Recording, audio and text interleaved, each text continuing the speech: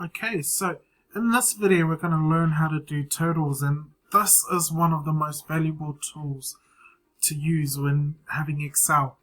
Now if you look back at your previous assessment when it came to doing your cash receipts and running your totals, this is where Excel can be of great use. You may or may not know how to do this already. If not, that's perfect. We can cover this now.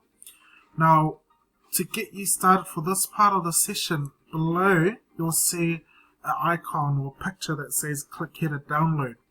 Once you click on that, this will open this document that you can see here on the video, and we can work on this together now using the formatting skills you would have just learned, as well as what we're going to cover now in terms of learning how to do totals. Alright, so pause this video to get your Excel spreadsheet opened and ready.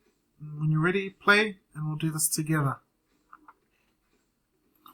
Now, let's start with using our formatting skills to make this look a little bit more presentable.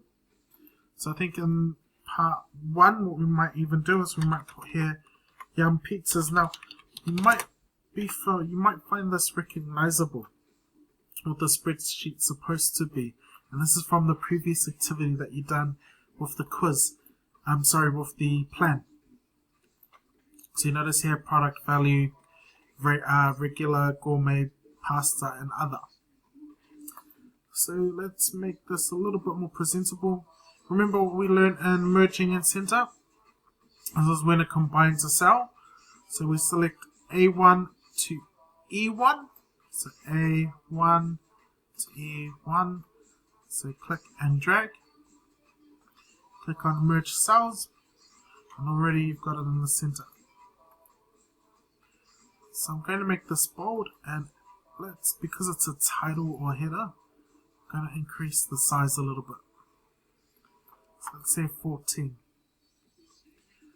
Now the next thing we need to do is, because these parts are also headers, and actually this one's a bit of a header too, I'll also merge and center that as well.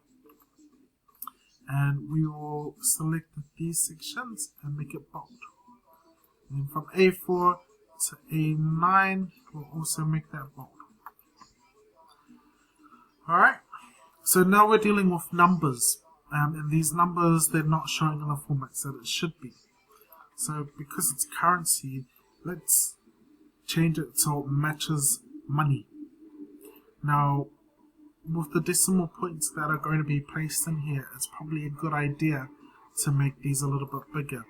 So I want you to go and put your mouse over B, click, and drag up to E. Now grab your mouse and put it over between on the line between E and F. So notice how my mouse changes from this to this. That's the icon we're looking for. If we click and drag, it makes all of them bigger. And what we want for these areas, so I'm going to go B4 to E4 and down to E9. We want that to be currency. So go back to number and click on this little pop-up. And I want that to be money. And also want it to be in 2 decimal places. So let's see how it looks once we've done this. Notice the difference? Okay, now let's try this borders. And this is something that's commonly done in accounting when it comes to the totals. So I'm going to show you. Let's go to more borders. Normally, for accounting, you'd have 2 lines at the bottom. So you see there's 2 lines here. Now I'm going to click this part because this is a line for the bottom of the cell, and we also want 1 straight line to come up on this part here. So in order to do that, I'll click this straight line and click here. Now when I go OK, there you go, our totals. Now it's time to have the totals automatically calculate. And this is where the design part becomes quite useful. Now, there are a few ways that you can do this.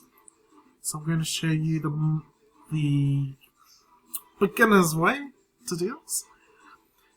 So this cell here needs to show what is the total of January for all of our products in Jan.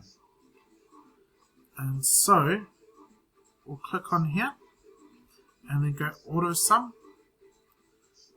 You'll see from the home tab where it says editing auto sum, click on this drop down box and click on sum.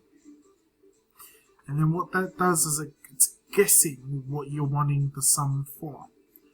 Now the code is equals sum, and then the bracket will ask what area you want to get the sum for. And if you press enter on your keyboard, what this does is it gives us the total of all of this. So let's do this again. So go auto sum, drop down box, sum. So we want the total sum. Click, and you've got the total sum here, and enter. Now we want to do the same for here and here. Now you'd think you'd have to do the same thing and go auto sum, which you can do, but there is a faster way. You see there's a little dark box here, and watch the mouse change color, change its image again. If I get it to this image and I drag it, it'll automatically do the same things for above here. Now here's the most valuable part about having these, and this is called a formula, having these formulas here. If I so much as change, so let's pretend I'm the accountant and I'm like, oops, that's the wrong number. It's meant to be 22,000. So if I change that to 22, watch what happens here when I press enter. It automatically calculates it. So I'm going to undo that again, watch it again. Maybe we'll say 22 and 50 cents. And so watch this part here, and I'm going to go enter. So no matter what I change it into any part of here, it'll automatically adjust a live reading of it.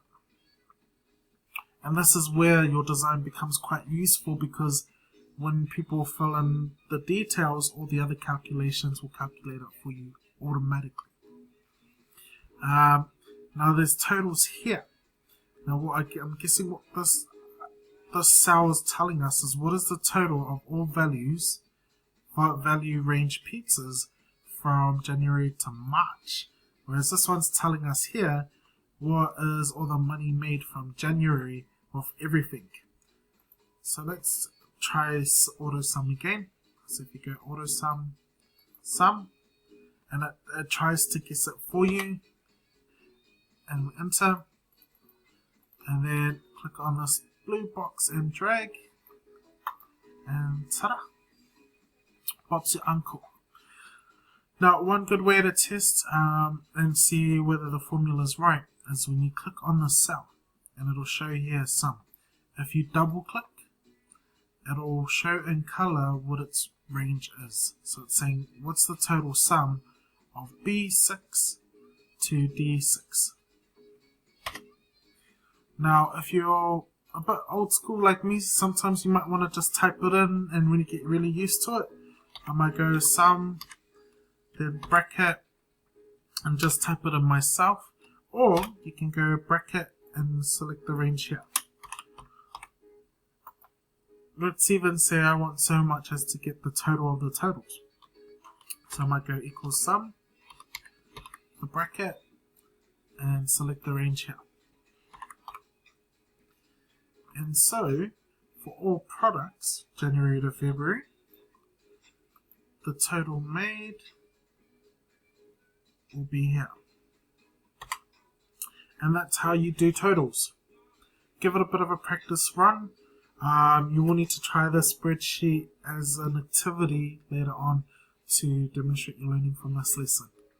Have a big play around with it first to make sure that you're confident. Once you're confident, click on the next button at the bottom of this page, and we'll go through the time.